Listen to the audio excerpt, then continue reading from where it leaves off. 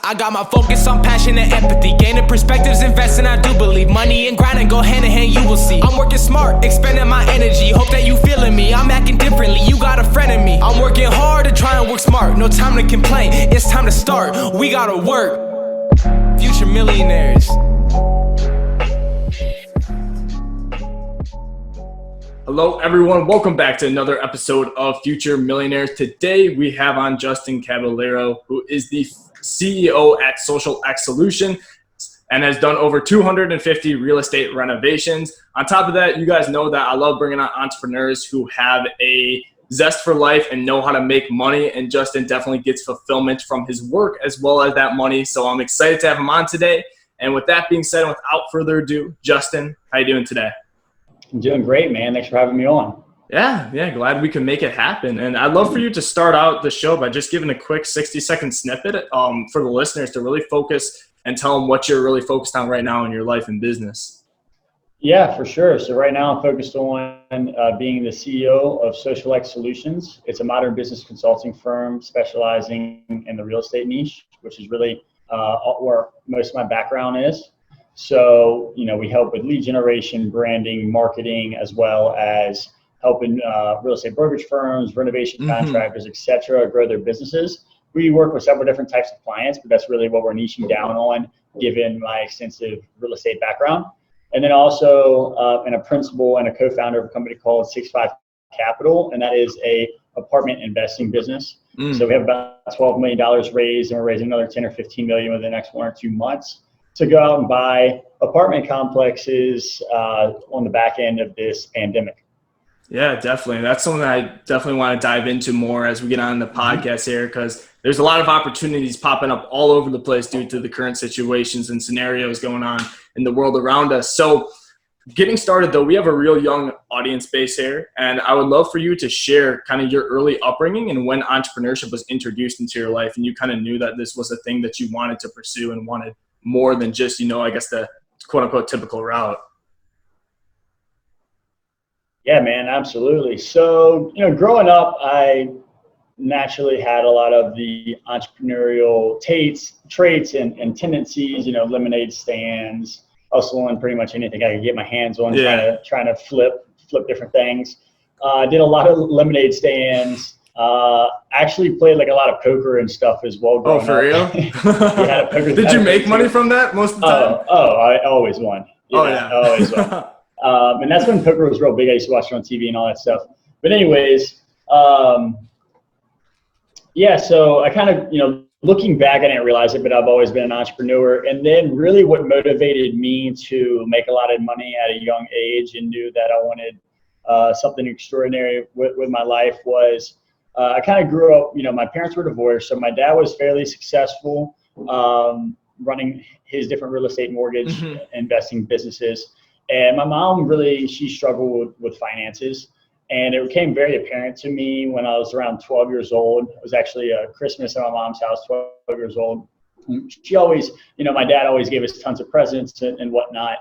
And for some reason this year, my mom gave us a bunch of presents. And I was like, wow, this is the best Christmas ever. Like I got a new, I think it was a PS2. Yeah. I got like the NCAA football games, like a 2K game. Yeah, like I got like 5 or 6 different games.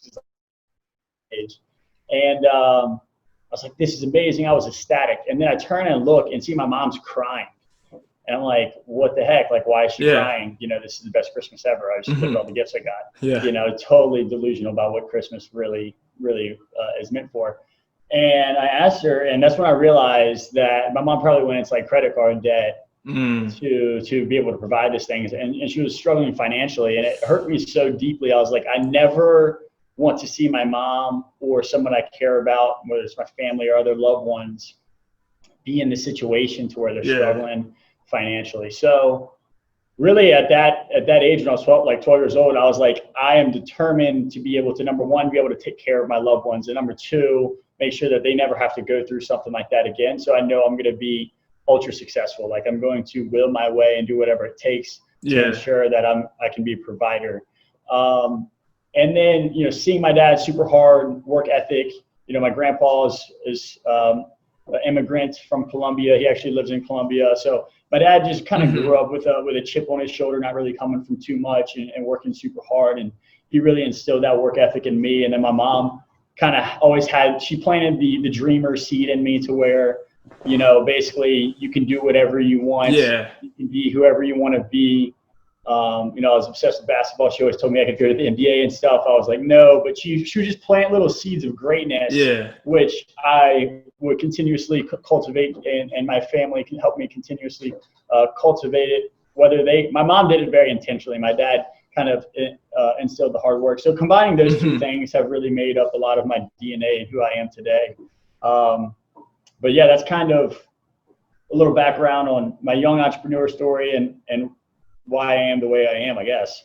Yeah, no, definitely. And I feel like with that too, I'm curious to hear more about, I feel like with most entrepreneurs, there's like a gap between them knowing that they want to do something and then actually getting quote unquote success with that. Like there's so many different like pivots and failures before you start making like a good amount of monthly profit or revenue that you can reinvest. So I'm wondering, what was that journey kind of like for you with those failures? Because like for me, I had I thought I was going to be rich like in a week, all these YouTube videos with drop shipping, right? Like dead ass. I really thought I was going to. Yeah. And next thing you know, it takes like 2 years for me to really be profitable, how I imagined. So I'm really curious to hear about that and then what those failures taught you as well. Yeah, for sure, man. Wow. I mean, that's such a great point and important topic that's not talked about enough is the kind of behind the scenes failures. Cause on social media, everyone's just portraying the good life. I mean, dude, I still have failures all the freaking time. That's great. Like yesterday, last week, last month. So it's just a continuous iterative process to get feedback and improve over time. So, I mean, I actually joined my buddy, started a t-shirt business when I was like freshman in college, made a few $1,000, and that kind of went away. I mean, there's so many different little projects like that growing up that I could look back on, and it just got me a little bit closer. I learned how to form an LLC. I learned how to do this. And those were just the small stepping stones, reading more books, getting mentorship. Just that's a compound effect over time. So it really is the best person who explains this, I think, is Ray Dalio with his feedback loop. Have you seen that? I have, yeah. But if you want to break it down at all for the listeners too. Yeah, so essentially in his book Principles, and you can YouTube this, it's basically his feedback loop. So it's like a loop up. So basically you set big goals, you reach for them, you strive for them, and you're going up, up, up, you're making progress. And then the loop starts to curve down, kind of like a roller coaster loop, right? And that's when you're failing, there's problems, there's issues. And at the bottom of that, you're getting feedback, you're learning, you're trying to figure out how to improve it. And then you figure out how to fix it and you go back up on the next loop. And it's just this continuous iterative process. And I think that's really just life summed up in one little graph is just a consistent loop. And, as long as you learn, you get better, then you're going back up for another, the next level of that loop, right? So that's really all I'm trying to do. And I think that relates to any facet of life, whether that's business, relationships, finances, spirituality, etc. But as far as, different failures, I mean, I've had a lot with, my renovation business. We renovated 255 properties in really about 2 years. Jeez. And 2 of our clients were like 80% of our business. And the kind of outside of the industry was changing. We were renovating foreclosed properties, so basically bank-owned properties. So this was like the last of the foreclosures from the last recession 10 years ago. Yeah. There's still a lot of them in New Jersey, sprinkled throughout Florida, Maryland, Ohio, New York, etc. So basically these private equity firms and the banks that own these properties would call us up and we'd go renovate them. So the inventory was drastically shrinking. And so that's one thing, kind of the dynamics of the entire industry. We knew it was happening, but we thought we'd still be fine. So the inventory kind of dried up. So that was a big mistake. Big lesson that I learned there is look at where the industry is shifting and make sure that you are preparing yourself for that shift in the industry, kind of at more of like a macroeconomic scale. And then in a business scale, we had a couple handfuls of clients, but 2 of our clients made up probably 75-80% of our business. And when they decided that they were going to change their business plan and stop renovating, I mean, we lost 75% of our business almost overnight. Yeah. So that was another big lesson. You know, we knew that. We knew that. We were trying to groom our small relationships to grow them up and bigger, but it's just kind of a risk that you're going to take. If it's like, hey, I'm going to take on this massive client, they're going to make a big chunk of my business. You just got to know you're taking that risk. So that was another thing that happened in that business. But I mean, hopefully that was a little valuable insight. Oh, definitely. And it's nice to see somebody who's achieved, and built companies to the level that you have. Just kind of talk about, I mean, like you started out by saying, oh, I fail all the time. I failed last week. But if you guys listen to, like, I guess how he says that, it's not a bad thing, which is, I feel like I just hate how school you have to get 93% of shit right in order to have an A. Like that just, you know what I mean? Like if 93% of the big projects you worked on were successful, you would not be nearly as far as you are right now, I bet. You know what I mean? So yeah, that's just huge for me. But I noticed you said, apartments, you guys back in, like the 08 and the fallout of that, you were really focused on renovating those. Is that what you're doing now, or kind of like what's your strategy looking forward to, capitalize on the different downfall of some real estate properties now? Yeah. So the Total Property Solutions renovation business was all single family, and we did some like duplexes and stuff. Oh, gotcha. But in college, I actually worked for a student housing real estate developer for about 2.5, 3 years, and he taught me a lot about the apartment game, so the multifamily space in real estate. So I've seen, the mortgage space, I've seen the single family space, and I've seen the multifamily space. And what my old boss, Pat, he's a great guy, a successful real estate developer, develops around college towns throughout the Southeast. He showed me the financials and how much more scalable apartment, investing in apartments was. So I was like, wow, this makes so much more sense if you can have 200 units in one spot than have 200 houses spread out everywhere. The economies of scale and maintenance and marketing and leasing and property management, all of those things, you save so much money because you have massive amount of economies of scale there, especially, renovations and all that management. So I teamed up with my partner, Sterling Perkins, and we were going after complexes in Tampa and Orlando. The market fundamentals are extremely positive for Florida overall, but especially these two markets in particular. Both top 5, top 10 investment markets to invest in all of business, but especially multifamily real estate. So anyways, we have a mentor that owns 3,600 apartment units, very successful.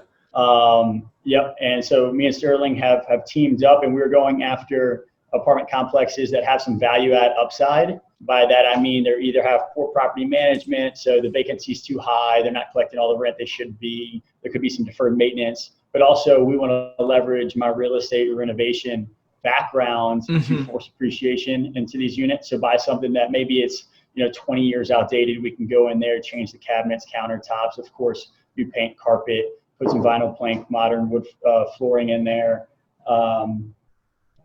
and all these different things to be able to then increase the rents and increase the overall revenue and ultimately the price of the asset. So that's what we're looking for, 100 plus units in Tampa and Orlando with some value add potential on the upside. And we believe that with this downturn, there's going to be some opportunities on the back end of this pandemic. There's a lot of mixed comments out there, I guess I could say. The apartment brokers are saying, oh, no, it's all going to be good. That's because they want the deal flow to continue to keep going, and so they make money. And what the reality of the situation is that the market fundamentals have shifted, and debt has gone way up. Unemployment is obviously way up. Yes, unemployment will rebound. There's still going to be at least double the amount of unemployment that there was previously. So that's going to be less revenue in the door for these apartment owners. Some of them are very highly leveraged. They put too much debt on the property, and they can find themselves in a sticky situation if they've bought within the past couple of years, especially with high leverage on their properties. That makes a lot of sense. And I noticed you said you guys are, kind of waiting even a little more for the fallout. I mean, do you have are you just kind of waiting and seeing you're patient, and when it happens, or do you have a certain time frame that you think this is going to happen within? Yeah, so for sure within the next 6 to 18 months, we should see some fallout. As early as 3-4 months potentially. And just for reference, if anyone listening to this podcast, I'm saying this on June 17th. Yeah, that's smart. That's smart.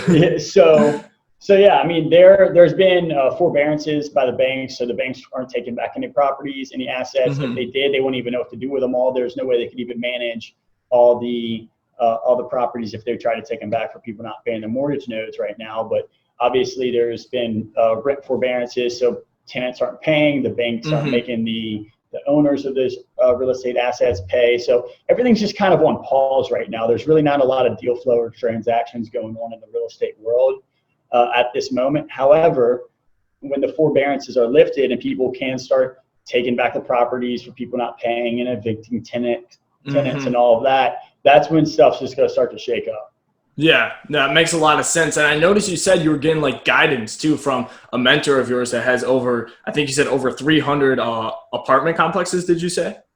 So 3,600 I mean, 3,000. Yeah, I meant 3,000. Yeah. Yep. A little bit of difference there. But so how did you meet that mentor? Because I feel like that's a big thing for young people. I know for me personally, since I started even like paying for coaches, like the right coach, of course, not the coach that you might see on an ad yelling at you on YouTube. But the right type of coach, like that has helped me tons. So I'm just wondering how you were able to cultivate that relationship. Yeah, that was actually kind of, I hate to say lucky. I mean, I built a relationship with my business partner, and it was a family contact. Okay. I don't want to expose, Of course. He's definitely a secretive, wealthy man. So just building, really, I was building good relationships. I was putting out in the universe what I want to do, that I want to own these apartment complexes, putting out my experience in real estate, talking about what I'm interested in on social media, connecting with like-minded individuals. I just hosted a Social X event here in Tampa around that time. Yeah. That's where I met my now business partner. So I was getting around the right types of people and just building genuine relationships. And then it just happens to turn out that this guy is super successful. I didn't even know he was super successful when I first started going to lunch with him and building that relationship. And then someone in his family is super, super successful. So again, I think it just comes back to putting out into the world what you want, setting the intention, and then networking with the right types of people, getting around the right types of people, and building those genuine relationships. Yeah, definitely. And I noticed you brought up your event space too, and that's something that really intrigues me because I feel like there's so many moving pieces that go into an event. But first off, I'd like you to explain the two kind of different parts of your business at Social X, because I know that you guys don't just do events. Yeah, for sure. So Social X Solutions, we do business consulting. As mentioned earlier, we've just started recently more niching down into the real estate space as I'm trying to create more synergy with what I'm doing with the 6-5 Capital side of things with the apartment complexes and Social X. So Social X has consulted over 130 different types of businesses. We've created a mastermind to get like-minded individuals in to start networking and learning from one another. And we also host webinars very frequently with different successful real estate and business in general entrepreneurs and business owners come on to provide value to our audience. We have actually just recently started opening those webinars up to the public. So if you're listening to this right now, reach out to me. We'd love to keep you, on our email list for upcoming webinars. You can follow me on Instagram. I'm always posting about those as well. So that's what we do. We help businesses get more leads, help with their branding, their marketing, and then as we get them more business, more leads, more inflow, they get more business, and then they have more stuff to fulfill, right? So helping them on the efficiency, we actually place virtual assistants to help with kind of the back-end admin stuff. We help them get on the right softwares and really become more efficient, not only in the front end of driving more business, but then when you have that more business, let's be efficient on the back end as well. Delegate so you can use your time on the most high income, highest leverage opportunities. Definitely. And I mean, I even know a lot of people who use those systems from Social X and they're getting great results with them. So I know you guys do a really quality job with that. And for your events too, for me, when you think of an event, I feel like there's a certain level of kind of like not putting your reputation on the line, but just like, what if nobody shows up to my first event? Like feeling And I'm just wondering how you kind of like the different strategies you use to really make sure that your first event was one that's going to, be the center stone and kind of set the tone for the following brand of Social X. Yeah, for sure. I mean, there's definitely that nervous feeling, right? Yeah. And so we did a lot of, I guess you could say, quote unquote, influencer marketing by the fact that a lot of our speakers, number one, we had a lot of speakers. And number two, most of those speakers had large social media followings. So we're able to get our name out there and get a lot of brand awareness super quickly. We did paid ads, different podcasts and stuff, obviously. Yeah. As well. I mean, getting people to events is tough, especially that first one, because no one knew who we were. Yeah. The different pop-up events we've done since then. I mean, we've done pop-up events with as little as 3 days of marketing and have gotten 75 people after 3 days of marketing. So we can do it a lot quicker now, just because we have some brand recognition. But yeah, I mean, you got to push super, super hard to get your name out there in the beginning, and then it kind of can snowball from there. That makes total sense. And I'm wondering, for your first event too, did you go free or did you go with, a monetary amount for the first one? So I think the tickets were ranging from like $99 to like $600 or something like that. So it wasn't free. Since then, we've done free or like $50 events. So yeah, I mean, what I've learned about the event space, I had no clue what I was doing when I first got into events, by the way. Was that people that make events very profitable are people that sell at the events. And I've only sold at one event, and it was a free event. So don't expect to make a ton of money from just the ticket sales if you're going to throw an event. Yeah, so especially your first one. You got to monetize on the back end. You have to have something that you're going to plug on the back end. And is that usually something you work out with your speakers, like when you're setting everything up? Yeah, so there's different models, right? So either your speakers can pitch, or you can have a product or service that can provide value to the audience and present your offer. I never want to host any event that's like super salesy or anything like that. I really do just try to come from the heart and try to provide as much value to that audience. So yeah, you can do it, but there are profit splits with speakers. That's pretty much how the industry works. Yeah, no, that makes total sense. So we're starting to wrap up here, but I have a few questions I like to ask all my guests. And the first one is, what is advice that you hear often, but you personally find is bad advice, right? Something that you hear and you're like, man, I just disagree with that. Like, for an example, for me, like when I hear Gary Vee talk about posting every day, like I feel like for a lot of young entrepreneurs, that's not a good thing to do. They got to focus on the business first before they can teach something, So anything like that, you hear a lot and disagree with. Man, I actually really like that example. That is a really good example. Just to kind of, I will give you a different one, but just kind of hit on that a little bit. I think that's so true, man. He's such a large cultural figure, and he's influenced so many young hustlers like me and all the kids under us as well.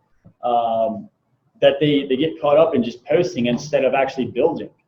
Yeah, and it's tough to build a product or service that provides a massive amount of value. There's a lot of bringing it to market, getting feedback, and iterating. And if you're just posting nonstop, posting helps you get those clientele, so then you can iterate and get that feedback. But I would agree with that 100%. That focus more on your product or service more than posting, especially in the beginning. So mine, I had it on the top of my head, and then I went into that little rant. Got it. It's all good. I was just, this one might be a little overplayed, but just the whole concept of playing it safe makes absolutely no sense. Yeah. Like, you have one life. Like, are you going to get to the end of your life and be like, damn, I wish I would have tried to do that, or what? Yeah. It's like, just go for it all. If you fail, like, what's the worst case scenario? You are sleeping on your parents' couch or a buddy's couch. I mean, we did that in high school and college for fun anyways. Like, it's like, okay. But it really comes down to just being an ego thing. Like, what if I fail, then I look stupid? You just got to get over that, man. Yeah, definitely. No, that's great. And the last question I like to ask is, clearly you've had tons of success as an entrepreneur. And along your journey, I'm just wondering what you're still focused on becoming better at, either in your life or business? Because, you know, a lot of times, similar to our first question, we have these conversations. It looks like we have everything figured out, but I know there's always still things that, you know, people like you and I and everyone is trying to consistently improve at. Man, every facet of my life, every single day, I'm trying to get 1% better. Health, wealth, happiness, spirituality, relationships. I mean, I'm trying to improve all of it. And it's, you know, building a business does take up a lot of time, energy, and effort, especially in the beginning when you're still building out all your systems and processes, the team and all of that. But at the same time, you have to keep some sense of balance, man, because if you let your health go down or you let your relationships fall off, that's going to carry over into your business. So it's being able to figure out what is the balance for you that makes you happy. And really, progress makes me happy at the end of the day. So being able to progress not only in my health, but in my relationships and my business and my spirituality. And there's different different variances of growth in each of those facets at any given time. You know, something kind of go up and down, but figuring out what's the right formula for you, I think, is incredibly important. To give you a more specific answer, I would say, trying to give you one specific answer for business. Yeah. I would say apartment deal flow. So off-market deal flow on apartments. Gotcha. And I mean, with your first answer too, I thought, and even like recently for me, that's been, I guess, huge. Like huge, because especially if you listen to people like Gary Vee, right? You just focus on working. And then you kind of ignore your friends. And it's just important to find which one, like how you can balance those. Because even if you have all this money, it's like, who are you going to share it with, you know? Yeah. So I'm telling you, I've gone through that myself. Yeah. No, I just thought that was really, really good advice. So appreciate that so much. Where is the best place for our listeners to follow up with you at? Yeah, I mean, you can look me up on LinkedIn at Justin Caballero, on Instagram at JCAB, that's JCAB as in boy. Websites, socialxsolutions.com or 65capital.com are the two business websites. But the easiest way is probably just Instagram at JCAB. Would love, shoot me a DM. Would love to connect with you. Sounds great. Appreciate you for coming on, Justin. Thanks, bro. And that is a wrap. I appreciate you guys for listening to the show. We got your top 3, or I guess my top 3 opinions and takeaways from this podcast. We were on a bit of a time constraint, so we had to squeeze in some value within 30 minutes there. But the first one is coming in right off the bat of the interview with fail all the time. And it's funny, like when I ask that question, you hear Justin say, "Oh, I fail all the time still to this day." Gosh, it's just so important. It's so important. And fear is rooted so deeply in our being that it used to be the main reason we would survive was because we were afraid of dangerous things back in caves, right? And as we evolve, what we see, eat, use daily as humans, our instincts don't evolve that much. So we still have this deep-rooted fear that makes no sense. Like, for example, why are you afraid of being judged by people who really don't care about you? Well, you take it back to, tribal days, good old cavemen, whatever. You don't want to be ostracized by the tribe, right? By other peers, because if you do that, you die. That just doesn't happen in today's day in society, right? I could go on for that for a long time, but yeah, fail all the time. Don't let the fear of failure stop you from failing, because that is why you will be successful. And that is why people who fail all the time, like Justin, make so much more money and have a lot of fulfillment than the average person. So number 2, find the opportunity. So Justin, he was talking about, real estate, and a lot of times, COVID happens, and there's a lot of people who see and say just all the negatives, but you find what you look for. So if you're looking for opportunities, holy shit, like, does a crisis provide tons of different opportunities?